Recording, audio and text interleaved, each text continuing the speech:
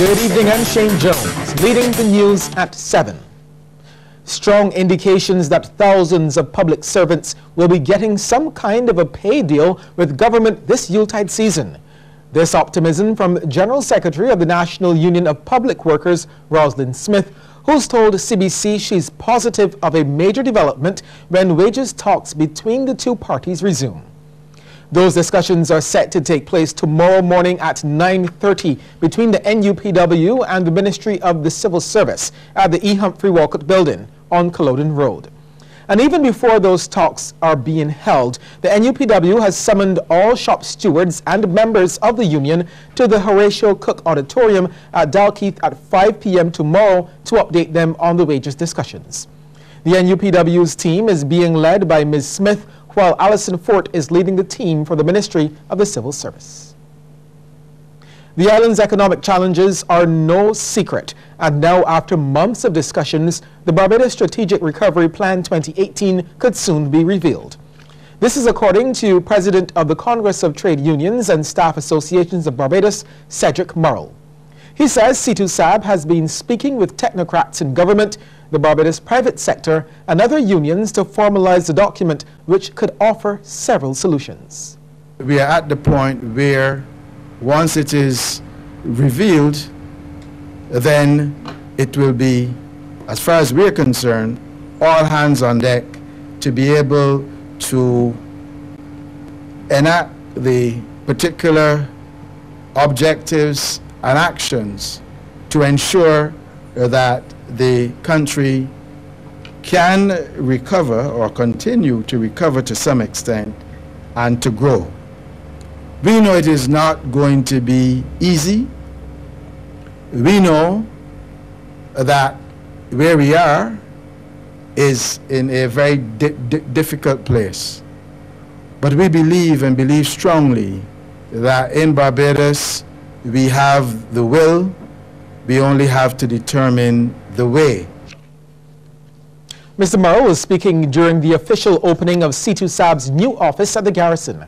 He says the Congress has not been successful in getting government to agree to salary increases for public sector workers.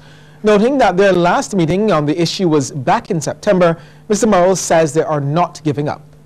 We continue to push for the government to come to the table in the personage of the Permanent Secretary and the Ministry of the Civil Service so that we can reach, hopefully, onto some ground that will allow for us as unions to feel comfortable and for the country to feel comfortable too in affording what can be afforded.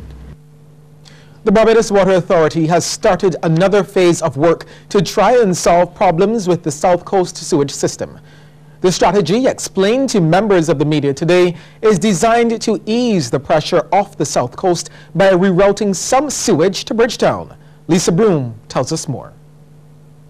The Barbados Water Authority's General Manager, Keith Roy Halliday, took possession of the first of two 5.5-ton excavators, one of which is being used here at Bay Street, just outside of the old offices of the Government Information Service. Mr. Halliday explains the intention is to join the Bridgetown and South Coast sewage networks. The whole idea, as we have indicated before, is to provide some form of relief on the South Coast side. This is one option that's being explored. There are really no guarantees. We're not absolutely certain if it will work to the level or to the extent that we want it to, but we cannot not explore all of the options. In putting additional load onto the Bridgetown sewage system, we have to ease that load onto it. We'll start with one pump and then possibly 2 or 3 other pumps, assuming and presume and once we know for sure that the current lines are holding. Mr. Halliday acknowledges that the Bridgetown system has its own challenges and says engineers will pay special attention to how they bring that into use and can reverse the process if necessary. We are double checking to make sure that the pumping capacity is what it should, and that is why we need to also increase the pumping capacity at the river road to be able to make sure that we can channel the sewage appropriately. At the Bridgetown, we are currently looking at what we call number one tank, cleaning number one tank, desludging and cleaning number one tank, and putting it back fully into operation to make sure that we can support any added load. The BWA General Manager also gave an update on the dye tests being done on the South Coast system. He says the first round confirmed what the authority already knew, that the line was blocked. We injected dye into the effluent chamber, which is the sewage that is coming out after being treated. And within 5 minutes, we saw that it appeared on the influent side in the bird sanctuary area.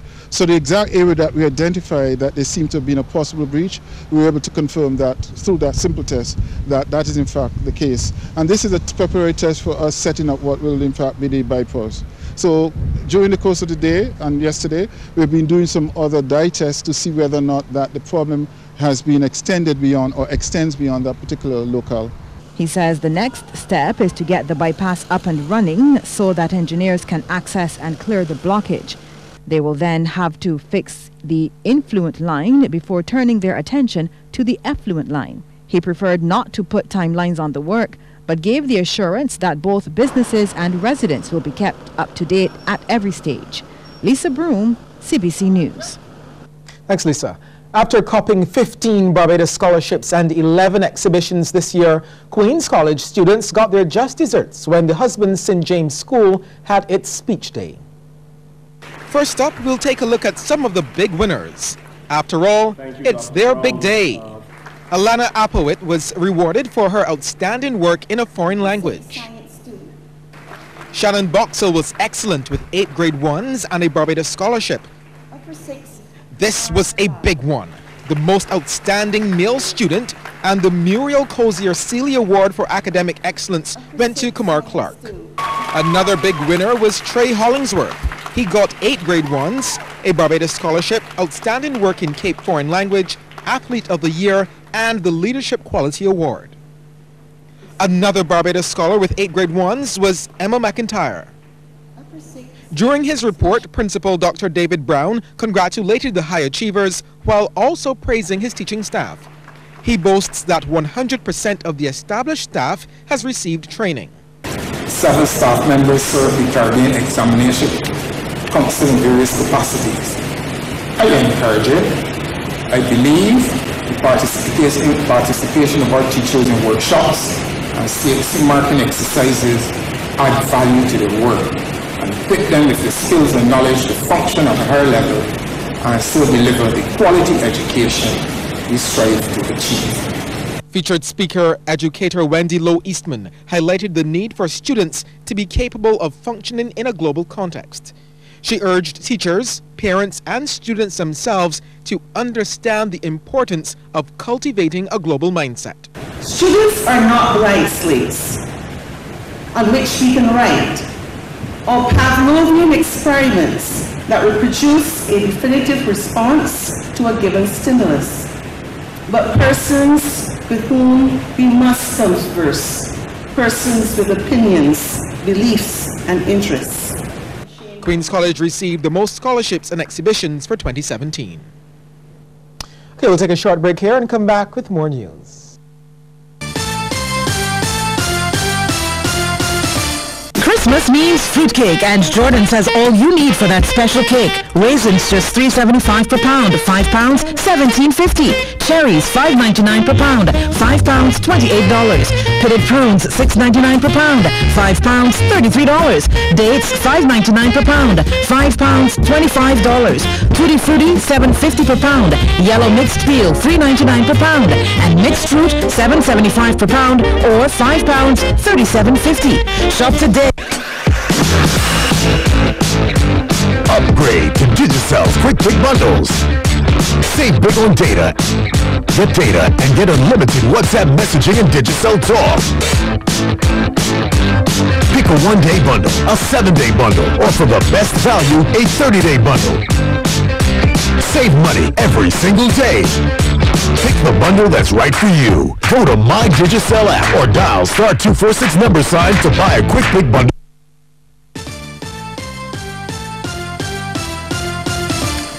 3 people were left nursing various injuries following a 3-vehicular accident which occurred just after 9 this morning between Graham Hall and Kendall Hill roundabouts.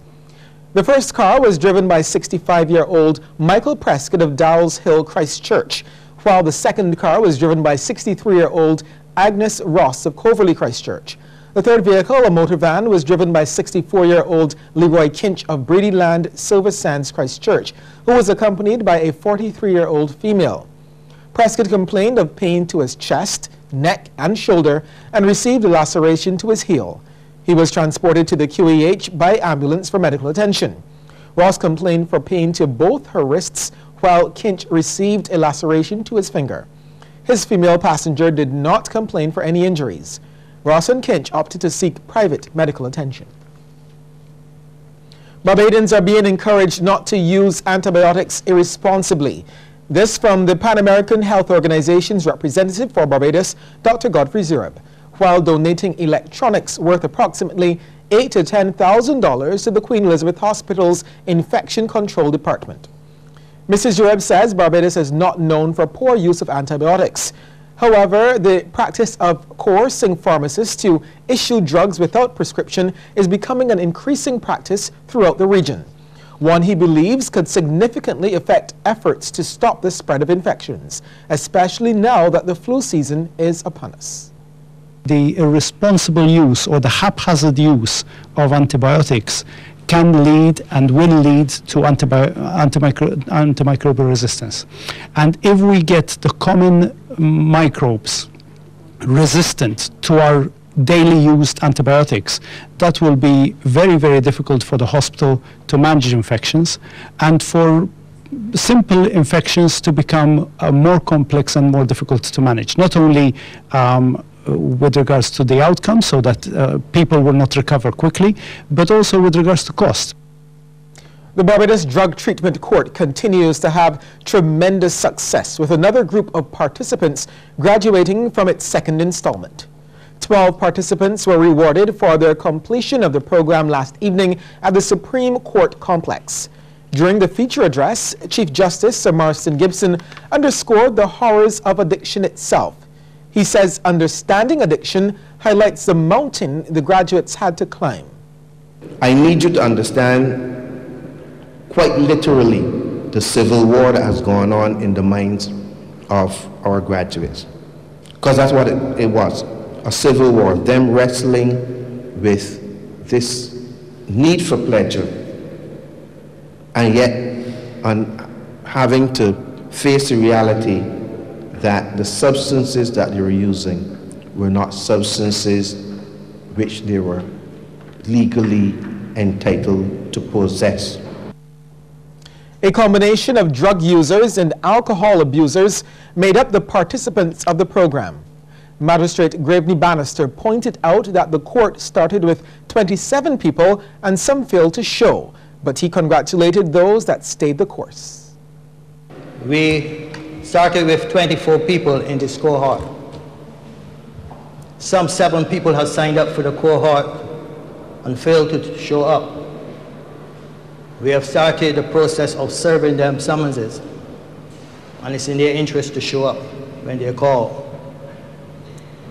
There are 12 persons who are graduating this afternoon, and we're pleased to say that they have continued this journey. Sometimes they were up and sometimes they were down. And it is a bittersweet occasion for most of us because we have got attached to them, joint treatment and care for them.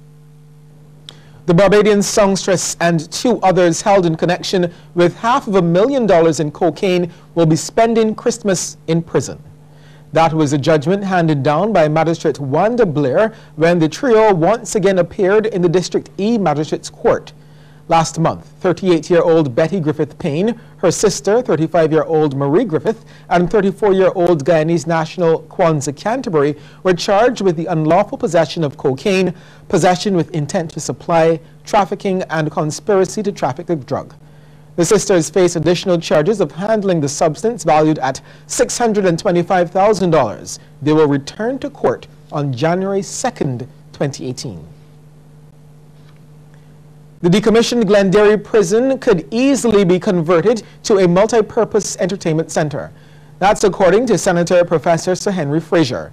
He believes it's sad that the 14-acre facility has hardly been used since it was partially damaged by fire more than 10 years ago.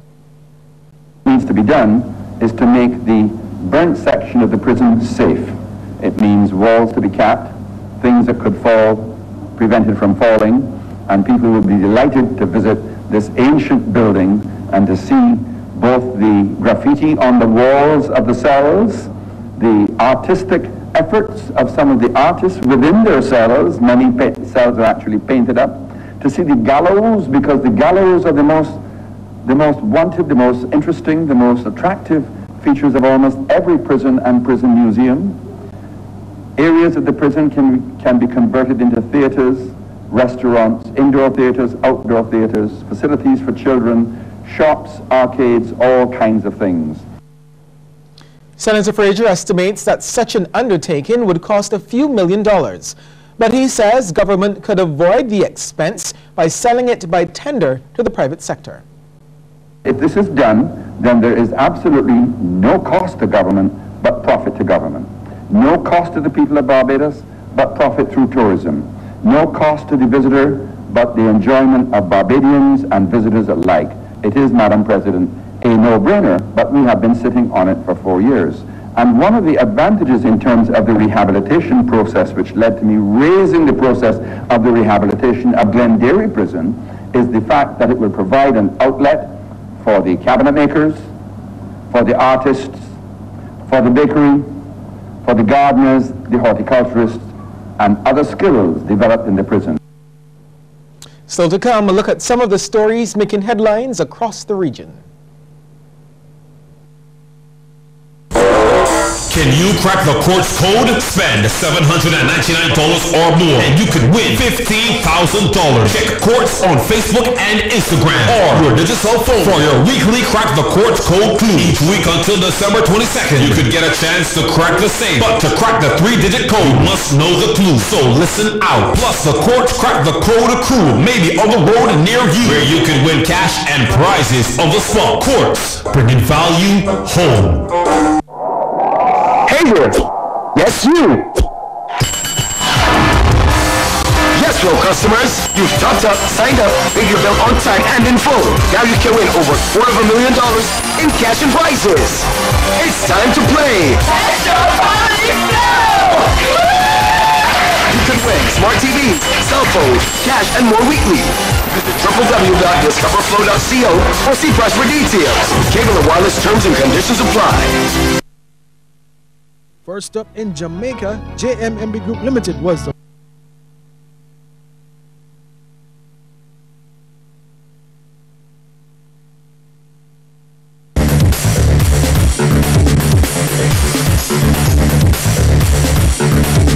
Ghana's Prime Minister Moses Nagamutu has responded to opposition accusations that he is using his office to live an extravagant lifestyle. The Prime Minister has cleared the air on several issues relating to spending by his office. It was during the Prime Minister's budget contribution that he poured cold water on several allegations leveled against him by Leader of the Opposition Barra Jagdeo, who on a number of occasions accused the Prime Minister of extravagance and fleecing the Guyanese people of their financial resources. The Prime Minister said he can account for the monies which are allocated for his office. So apart from constitutional reform, the Office of the Prime Minister also has to supervise the operations of the regional radio, and that requires outreaches into the hinterland and to places where we have identified or consult as places or venues for these regional stations. And there is no such thing about the Prime Minister not giving account. Every single cent allocated to the Office of the Prime Minister is accounted for. I don't know if the Leader of the Opposition can say the same. Mr. Jagdeo, who frequently speaks sneeringly of the Prime Minister's overseas visits, was called out by Mr. Nagamutu. I recall seeing the accounts of his safaris overseas and his large entourage. We call him the Bariyat. It's a Hindi word for those who go in a procession, as many as 40 on one trip, taking his best friend on joyrides, and the general secretary of his party, a political functionary, as if there was something called paramountcy of the party under the former administration. And for those jaunts, 84 million had been spent on airfares and hotel accommodation. The Barbados-based Caribbean Development Bank has announced a U.S. $100 million country strategy for Haiti. The CDB is supporting the government of Haiti in reducing poverty, building resilience, and achieving sustained economic growth for all. Director of Economics, Dr. Justin Ram, says the government of Haiti has set an ambitious development agenda to unlock the country's growth potential and build a dynamic, resilient, and competitive economy. He says this country's strategy, jointly developed with this government, is designed to deliver strong development impact, particularly in agriculture, education and training, and sustainable energy. He said the 5-year strategy focuses on 3 main themes: agriculture and community development, sustainable energy development, and education and training. The Joint Trade Union movement has started to boycott some businesses in Trinidad and Tobago that are being referred to as 1%. President of the Oilfield Workers Trade Union, Anso Roger, who also leads J2M, shared the names of 10 businesses that they want the country to boycott. He says the 1% refers to a small group of businesses owned by wealthy persons in the Twin Island Republic. Concerning the possibility of job losses due to the boycott, Roger said this is a non-issue as the businesses are already sending workers home. Roger is urging citizens to only support small businesses. Sports news is just ahead, but before we get there, here's a tip from Cooperators General Insurance. This tip of the day is brought to you by Cooperators General Insurance Company Limited. Insurance the way you want it to be. Do not place your bag or items in the seats of your vehicle with the windows down. This crime prevention tip is brought to you in association with the Royal Barbados Police Force.